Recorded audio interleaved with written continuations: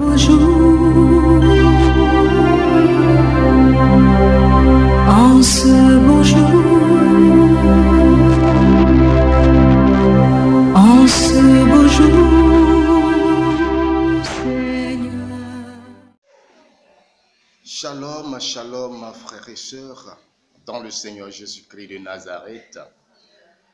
Je suis très heureux de me tenir en votre compagnie. Nous allons partager un message de la part de Dieu. Je demande à chacun de partager ce message pour qu'il puisse toucher la majorité des personnes. Pourquoi? Parce que la grâce de Dieu est contenue dans ce message. Je vous salue tous dans le nom puissant de Jésus-Christ. Que la paix de Dieu, qui surpasse toute intelligence, vous visite. Et il y a quelques jours que la Côte d'Ivoire a célébré la journée nationale de la paix, la 22e édition. Et nous demandons la paix. Jésus-Christ a dit, je vous donne la paix, non pas comme le monde vous la donne, mais comme mon Père vous la donne. Ça veut dire que la paix véritable appartient à Dieu. Et il faut que cette paix visite nos cœurs, afin que la réconciliation, tant entendue par tous, je dis bien tous, parce que même ceux qui donnent l'impression de ne pas vouloir la réconciliation veulent la réconciliation, parce que personne ne veut la guerre. Quand il y a la guerre, c'est la souffrance et on ne peut pas souhaiter la guerre. Prions pour que la paix advienne dans nos cœurs. Ce soir, le message que le Seigneur a mis à mon cœur de t'apporter est tiré du psaume 23, le verset 4. Dans le psaume 23, verset 4, je lis ce qui est écrit d'abord et puis je vais ressortir le thème de notre message. Quand je marcherai dans la vallée de l'ombre de la mort, je ne crains aucun mal, car tu es avec moi. Voici le verset 4 du psaume 23. Et j'ai intitulé le message de ce soir, la vallée de l'ombre de la mort. Bien-aimés dans le Seigneur, vous savez, le psaume 23, quand on le médite profondément, il est l'un des psaumes qui retrace la vie du psalmiste David, qui nous amène à méditer sur la vie de l'homme de Dieu. Alléluia. Il commence le psaume par « Le Seigneur est mon berger, je ne manquerai de rien ». C'est une bénédiction. Pourquoi? Je le dis toujours, David lui-même a été berger et il utilise cette expression de son statut de berger qu'il était pour le troupeau de son père pour définir le berger que Dieu peut être pour nous. Vous savez très bien, David était celui qui avait l'amour, un tel amour pour les brebis de son père qu'il se sacrifiait. Il se sacrifiait totalement pour la vie des brebis. Amen. Lorsqu'il dit devant Saül, il dit, quand je surveillais, quand je conduisais le troupeau de mon père dans le désert, lorsque des lions ou des ours venaient à entrer dans le pâturage et prendre une brebis, il dit, je laissais les brebis et je poursuivais le lion. Amen. Et je poursuivais l'ours. Et Dieu était avec lui.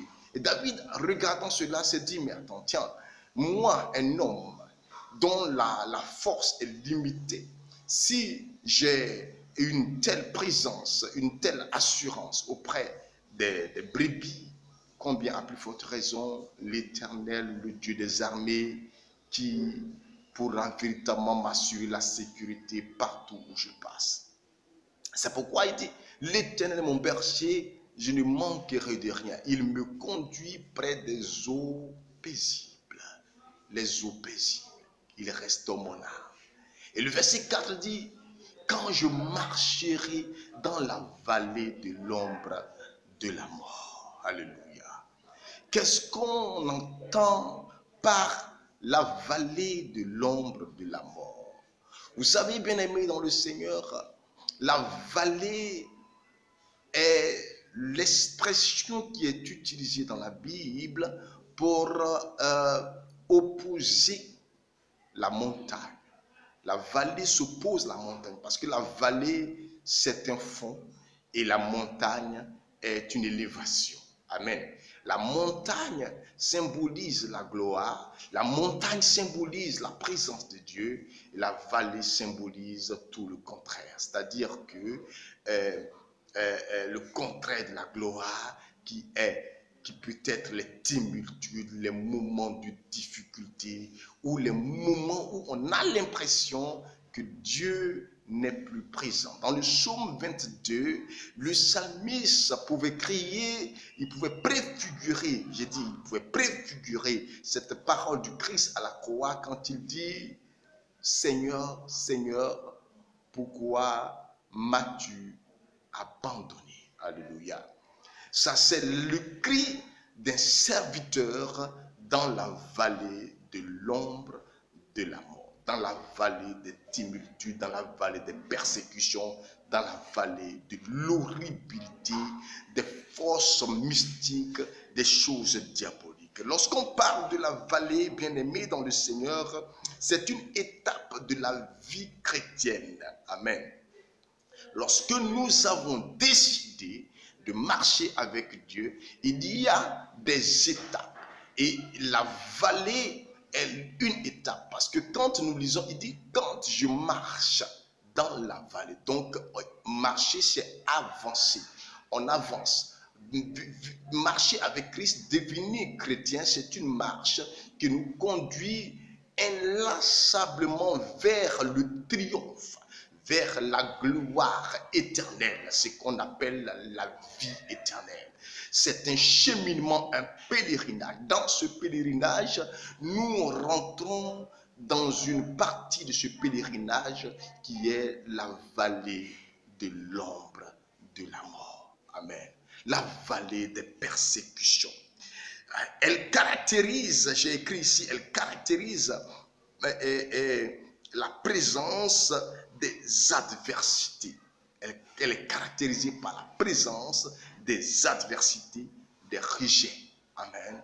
Des rejets, la solitude, la calomnie et les attaques, les sorts et même la mort. Je vais aller étape par étape pour que nous puissions bien comprendre. Bien-aimés dans le Seigneur, vous voyez, souvent beaucoup de personnes peuvent se plaindre quant à tout ce qu'ils traversent dans la vie. Pourtant, ils ont donné leur vie à Dieu. Ils ne comprennent pas comment se fait-il que malgré qu'ils ont accepté Jésus et malgré toutes les promesses que Dieu a faites sur leur vie, rien ne transparaît à l'horizon. Ils ont l'impression que Dieu les a totalement abandonnés. Je voulais dire à quelqu'un, Dieu n'abandonne personne, mais Dieu nous soumet à des moments comme des moments de la vallée de l'ombre de la mort. C'est important pour notre élévation. C'est pourquoi la Bible dit que lorsque Joseph était avec son père, avec ses frères, Joseph a reçu de la part de Dieu une révélation quant à la destinée qui devait véritablement refléter sa vie. Mais Joseph va connaître aussi cette étape de la vallée de l'ombre de la mort. Et pourtant, la prophétie qui avait été donnée par Dieu sur Joseph à lui-même en tant que prophète, il avait reçu que lui, Joseph, devait régner. C'était une destinée certaine. Il devait régner sur sa famille et même son père. Gloire à Dieu. Mais ce que Dieu ne lui avait jamais dit, c'est que son règne devait passer par une étape de la vie qui allait lui faire couler des larmes. La vallée de l'ombre de la mort, c'est l'étape de notre marche avec Dieu qui nous fait forcément pleurer. Elle n'est pas facile parce que c'est un temps difficile. J'ai dit qu'elle est caractérisée par des adversités. Et souvent, les adversités des personnes qui sont tes frères. Vous vous souvenez très bien que pour que aujourd'hui nous puissions parler d'Abel, Abel a connu cette adversité avec son frère. Et le premier meurtre a été commis. On dira que Abel est mort, certes, mais Abel, bien que mort, est encore vivant parce que a été approuvé par Dieu. Gloire à Jésus-Christ de Nazareth. Approuvé par Dieu, et le sang d'Abel continue véritablement de triompher devant la face de Dieu à cause de son alliance avec Dieu. La jalousie, le rejet, gloire à Dieu. Joseph était rejeté par les siens, Joseph était méprisé par les siens, ceux qu'il appelait ses frères. Vous vous souvenez très bien que l'étape où Joseph a été jeté dans le puits, c'était ce jour-là où il cherchait ses frères dans le désert. Et qu'est-ce qu'il va dire à quelqu'un qu'il avait vu, à un berger qu'il avait vu? Il lui a demandé, mais as-tu vu mes frères? Ceux qu'il appelait ses frères, en réalité, n'étaient que des personnes qui voulaient véritablement le mal de ces derniers. Gloire à Jésus-Christ de Nazareth. Bien-aimés dans le Seigneur, dans la marche avec Dieu, il y a souvent ces moments d'adversité, des moments de rejet. Les gens ne te supportent plus. Voyez que lorsque Joseph avait commencé à expliquer les songes qu'il avait faits, du coup, il a été méprisé par ses frères et rejeté. Gloire à Dieu. Et ils ont fait tous un clan. Je ne comprends pas comment tous peuvent véritablement faire un clan autour de la seule personne de Joseph. Et généralement, quand ces choses arrivent, tu ne te doutes de rien. Tu ne peux pas voir. Tu n'es même pas sûr. Et c'est Dieu qui fait que tu ne sais pas que ceux-là sont tes ennemis. Tu ne peux pas connaître ceux qui vont te conduire dans la vallée de l'ombre de la mort. La Bible dit Joseph a été jeté dans un puits. Une vallée, c'est un tout. Amen. C'est un tout. Et la vallée, autour de la vallée, il y a deux montagnes. Il y a deux montagnes tuées dans le tout. Nous voyons dans la prophétie, je pourrais dire le psaume du prophète Ézéchiel au chapitre 37, quand il dit que l'Esprit me conduisit dans une vallée.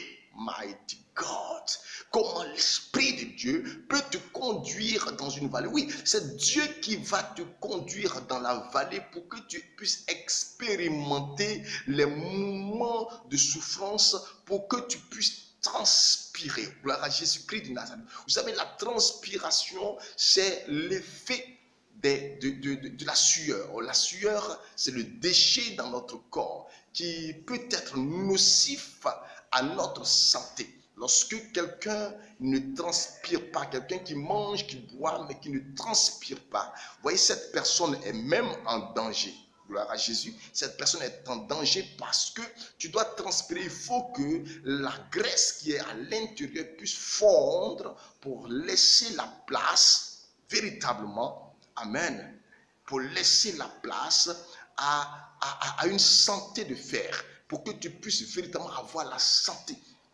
Gloire à Jésus. Donc il faut que tu transpires. Pour pouvoir transpirer, il faut que tu fasses des exercices musculaires qui vont faire souffrir tes muscles, qui vont faire souffrir ton corps. Et de la même manière que cet exercice va donner une libération à notre corps, notre âme aussi a besoin d'exercices. Et ces exercices, ce sont ces exercices qui nous conduisent en réalité dans cette vallée du tumulte, dans cette vallée d'ombre. Est-ce que, bien-aimé dans le Seigneur, Dieu avait-il besoin de faire passer Joseph par ces situations avant de l'établir sur l'Égypte? Il pouvait faire en sorte que Joseph peut-être naisse dans la maison de Pharaon et que Pharaon le nomme directement gouverneur. Non, Dieu ne procède pas comme ça. Dieu va faire passer Joseph par des étapes.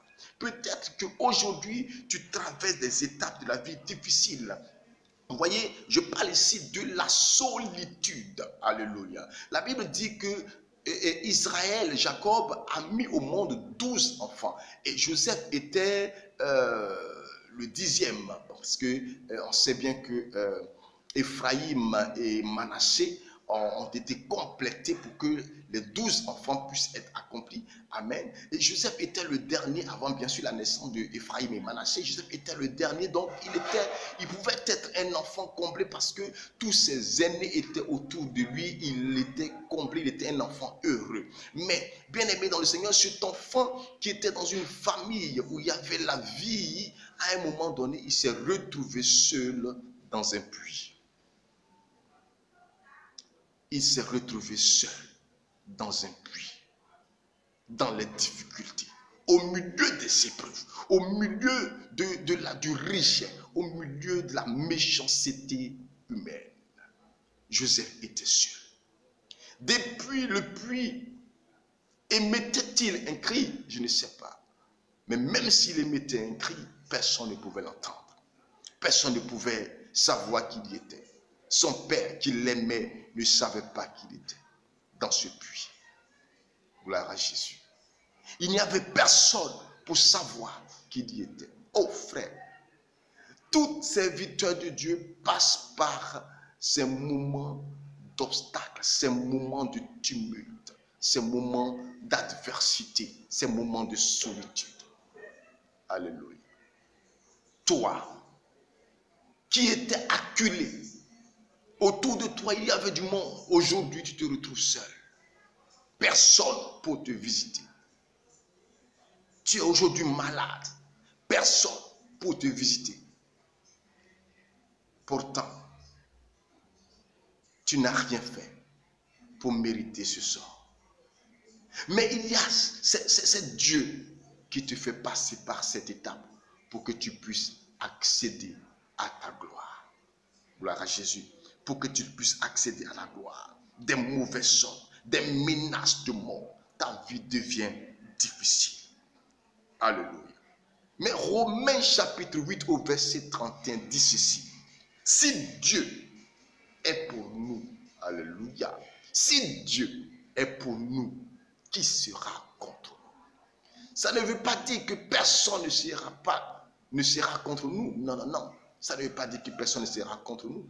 Il y aura des gens qui seront contre nous. Mais si Dieu est pour nous, qui triomphera de nous? Alléluia. Il s'agit du triomphe. Il s'agit du triomphe. Il s'agit de la réussite. Qui triomphera contre nous? Dieu est pour nous. Dieu est notre Père. Il est celui qui marche avec nous. Il a dit, quand je marche dans la vallée de l'ombre de la mort, je ne crains aucun mal, car tu es avec moi. La présence de Dieu avec nous est ce qui doit nous rassurer. Cela ne doit pas dire qu'il ne nous arrivera pas d'épreuves. Non, non, non. La présence de Dieu, même est la raison fondamentale de tout ce que nous connaissons comme épreuve. Parce que Dieu veut nous élever. Quand tu es éprouvé, c'est un test qui doit pouvoir te positionner. Lorsqu'on parle de règne, lorsqu'on parle de couronnement, on ne couronne pas quelqu'un qui n'a pas traversé une épreuve. Il faut d'abord compétir. C'est après une compétition qu'on donne la couronne. La couronne ne vient pas. Or, Dieu, dans le livre de l'Apocalypse, vous voyez quand il parlait aux 7 églises de l'Asie mineure, il disait toujours, à ceux qui vaincront, je donnerai ceci ou cela. À ceux qui vaincront. Alors, comment pourras-tu vaincre sans adversité, sans épreuve? Cette épreuve, c'est celle-là qui te conduit par la vallée de l'ombre de la mort. Gloire à Jésus. Tu te poses la question, malgré mon engagement, j'ai quitté beaucoup de choses et aujourd'hui je suis avec Christ, mais pourquoi je traverse des situations pareilles? Tu te poses ces questions. Oh, la réponse est toute claire. Parce que Dieu veut te distinguer. Dieu veut t'élever. Dieu veut te donner quelque chose qui va changer ta vie. Dieu veut te dire que lui, il est avec toi. Dieu veut te dire, tu es son privilégié. Alléluia. Si Dieu est avec nous, qui sera contre nous? Amen. Voici ce que dit le verset 33 du même Romains 8. Il dit, qui se fera l'accusateur de ce que Dieu a élu? Amen. Qui se fera l'accusateur de ce que Dieu a élu? Nous sommes tous pécheurs et la Bible dit privés de la gloire de Dieu. Et souvent, l'ennemi peut s'appuyer sur nos péchés pour nous accuser. Amen. Mais par la vallée de l'homme de la mort, nous, c'est vrai, Christ a payé le lot tribut, mais il y a un peu que nous devons payer. Alléluia. C'est pourquoi la Bible dit qu'il a payé le plus grand. Il a payé le plus grand tribut. Il est mort pour que nous ne mourions plus. Mais nous allons connaître un peu de souffrance. Il a dit, lui, Jésus, au fils de Zébédée, il dit, vous allez boire la coupe. Alléluia. La coupe qu'il a bu, le baptême dont il a été baptisé, nous allons véritablement connaître ces choses-là pour que véritablement notre vie soit glorifiée. Comment véritablement remonter la vallée de l'homme de la mort? Pourquoi? Parce que notre destinée n'est pas de rester dans la vallée. Nous devons remonter la vallée. Nous devons quitter la vallée. Est-ce que nous allons quitter la vallée? Mais comment quitter la vallée? Ok, bien aimé dans le Seigneur, la fin de notre présence dans la vallée ne dépend pas de nous. Ça dépend un peu de nous, mais ça ne dépend pas entièrement de nous. Alléluia. Il y a une attitude que nous devons avoir pour que Dieu nous rejoigne dans la vallée et nous fasse remonter.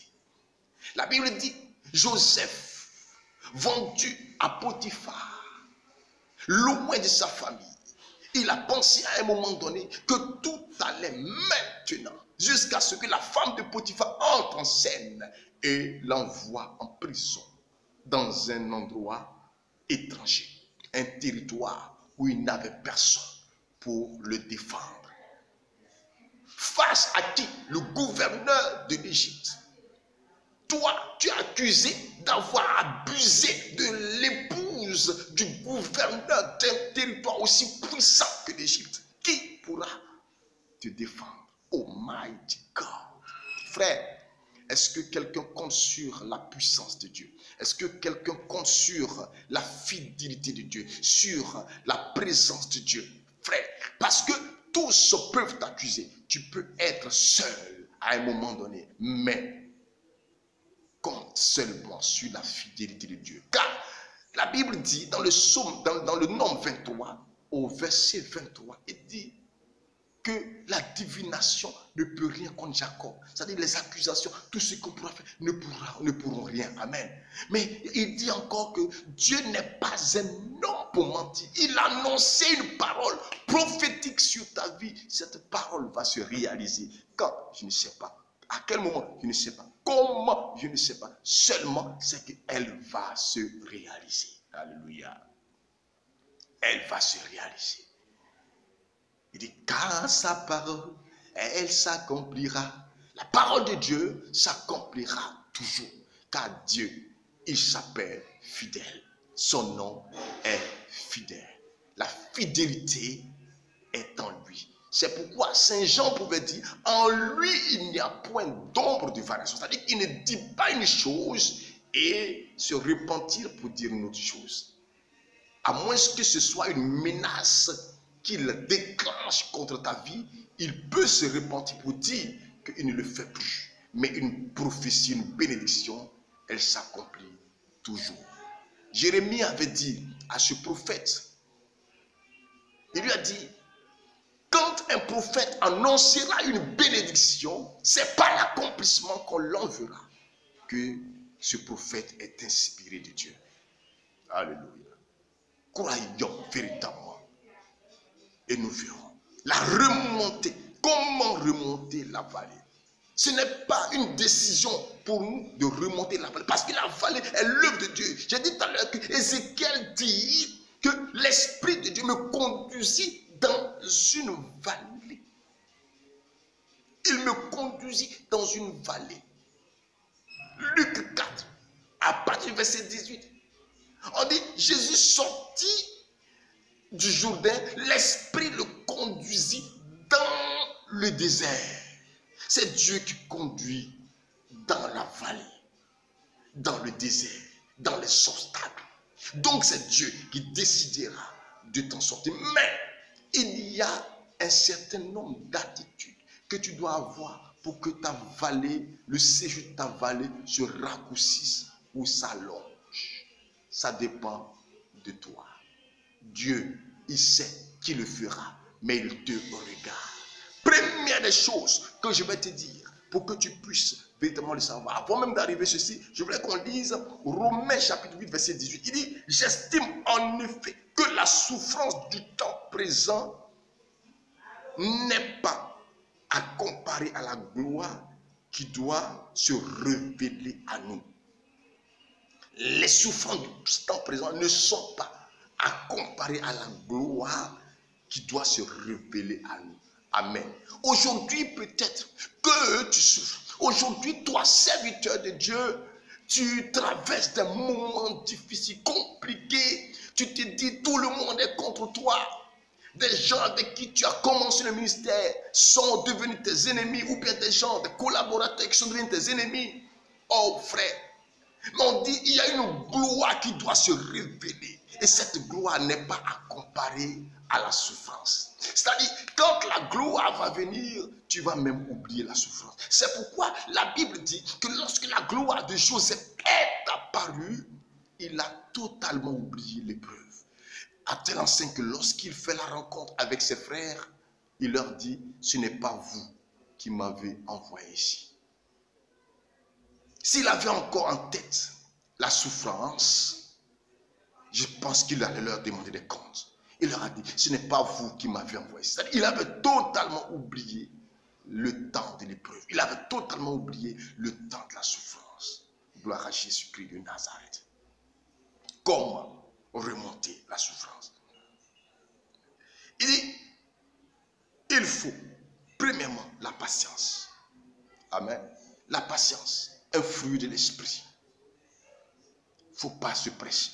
Pourquoi? Parce que Dieu a un temps. Et l'Ecclésiaste dit, il y a un temps pour toutes choses. Un temps pour pleurer et un temps pour rire. Tu es dans le temps de pleurer. Pleurer n'est pas une faiblesse. Vas-y, pleure, mais sans jamais récriminer. Job a pleuré, mais il n'a pas récriminé. Il s'est séparé de sa femme parce que cette dernière voulait qu'il maudisse son Dieu. Il n'a pas voulu. Ça n'a pas dit que les douleurs n'étaient pas fortes. Les douleurs étaient amères. Les douleurs étaient amères. Job a pleuré. Il a souffert. Mais il n'a pas ouvert la bouche pour récriminer contre Dieu, pour maudire Dieu. Tu peux pleurer maintenant. Mais pleure en élevant la voix vers Dieu. En disant, Seigneur, où es-tu? Pourquoi m'as-tu abandonné? C'est ce qu'on appelle la prière de lamentation. Oh Dieu, où es-tu? Jusqu'à quand vais-je rester dans cette situation? Jusqu'à quand ces moments vont prendre fin? Jusqu'à quand? Alléluia. Jusqu'à quand? Alléluia. Pourquoi? Romains 8, verset 19 dit ceci. Car la création tout entière attend avec un ardent désir la révélation des fils de Dieu. Nous devons être révélés au monde. Comment? Par notre témoignage. Si les épreuves ne viennent pas dans ta vie, tu n'auras jamais de témoignage. Le témoignage, c'est des ténèbres à la lumière, de la souffrance à la gloire, des épreuves à la restauration. Alléluia. C'est ça qui nous donne de triompher des œuvres du diable. Deuxième chose, la persévérance. La persévérance, c'est cette attitude à continuer de croire que ton Dieu apparaîtra. Oh mighty God. La nuit peut durer, les épreuves peuvent durer, mais le jour se lève toujours. 24 heures, il y a 12 heures de nuit et 12 heures de jour. Si en 24 heures, il a fait nuit pendant 24 heures, c'est que ce n'est pas 24 heures. Le temps que Dieu a créé, la Bible dit, il y eut un jour et il y eut une nuit. Il y a un temps pour toutes choses. Donc continuez à persévérer, continuez à croire que le temps de Dieu viendra, que Dieu se manifestera. Mais comment se manifestera-t-il? Dieu conduisit Moïse devant la mer rouge. Et le peuple criait. Moïse dit, taisez-vous et regardez comment Dieu va vous délivrer. Oh, bien-aimé dans le Seigneur, la Bible ne nous dit pas que Dieu a dit aux oreilles de Moïse, je vais vous délivrer maintenant. Non, il dit, ouvre, lève la main et fends la main. Comment fendre la main? Par quelle technique on fend la main? Mais Moïse avait foi en Dieu. Il faut que tu aies toute la foi et de persévérer. Troisième point que je vais te donner, c'est la persévérance. J'ai appelé ça la prière de l'espérance. Amen. La prière de l'espérance. Bien-aimé dans le Seigneur, quand tu es dans la vallée de l'ombre de la mort, il faut beaucoup prier. Il faut beaucoup prier parce que dans cette vallée de l'ombre de la mort, c'est un temps de formation. La vallée nous forme. Pourquoi? Parce qu'après la vallée, il y aura d'autres défis qui vont se présenter à nous. Il faut que nous ayons les armes pour faire face à ces défis. C'est pourquoi Dieu nous fait passer par cette vallée. Donc, dans la prière, il faut prier en espérant que Dieu est présent. Il faut proclamer. Il faut faire des prières de proclamation. Dans ce que j'appelle la prière de l'espérance, c'est la prière qui t'amène véritablement à déclarer quelque chose de nouveau. C'est-à-dire tu pries de telle sorte que quelqu'un qui t'entend de loin dit, mais toi tu n'es pas normal. Pourquoi? Parce que ta situation actuelle n'a rien à voir avec ce que tu déclares. Alléluia. Ou tu annonces des prophéties sur ta vie. Parce que dans la vallée de l'homme de la mort, la Bible dit, le Seigneur est avec moi. S'il est avec toi, il est avec ta langue. De tout ce que tu vas lier sera lié, et tout ce que tu vas délier sera délié. Donc tu annonces la libération, tu annonces la proclamation, afin que ta vie puisse être véritablement quelque chose de merveilleux. Le dernier point de la vallée de la mort, c'est le pardon. Pourquoi? Parce que généralement, la vallée de l'ombre de la mort, c'est vrai, c'est Dieu qui nous met dans cette vallée, mais humainement parlant, c'est des hommes qui nous y mettent. Frère, Joseph est entré dans cette vallée par Dieu, mais par ses frères. Et pour que la puissance de Dieu puisse être révélée dans la vie de Joseph, il a eu besoin de pardonner. Joseph avait déjà pardonné à ses frères avant même que ces derniers n'arrivent. Joseph est resté en prison. Pourquoi? Parce qu'il n'avait pas pardonné. Tant que tu es dans l'épreuve et que tu ne pardonneras pas à ceux qui t'ont mis humainement parlant dans cette épreuve, tu resteras encore dans l'épreuve. Il faut que ton cœur soit libéré. Il faut que tu pardonnes. Il faut que tu laisses tomber et que tu dises, Dieu fera. Je ne suis pas, du moins ce n'est pas des personnes qui m'ont mis ici, mais c'est Dieu qui m'a envoyé ici, afin que son nom soit glorifié. Alléluia. Il dit, car la création tout entière, en attente, aspire à la révélation des fils de Dieu. Le moment viendra où ceux qui t'ont persécuté diront, oh, celui-là, il était vraiment un oint de Dieu. Il était vraiment un enfant de Dieu. Et ils prendront ton témoignage pour véritablement le faire connaître aux nations. Les mêmes qui ont crié, comme le dit un homme de Dieu, les mêmes qui ont crié ton Kyrie crieront ton Hosanna. Je prie que le Seigneur te bénisse et que la force de Dieu soit avec toi. Dans cette situation que tu traverses, dans cette vallée de la mort, le moment viendra où tu en sortiras. J'en suis certain. Que Dieu te fortifie, que Dieu te bénisse et que te donne véritablement les armes nécessaires. Car un jour, tu rendras témoignage. Que Dieu te bénisse. Shalom. Bonjour.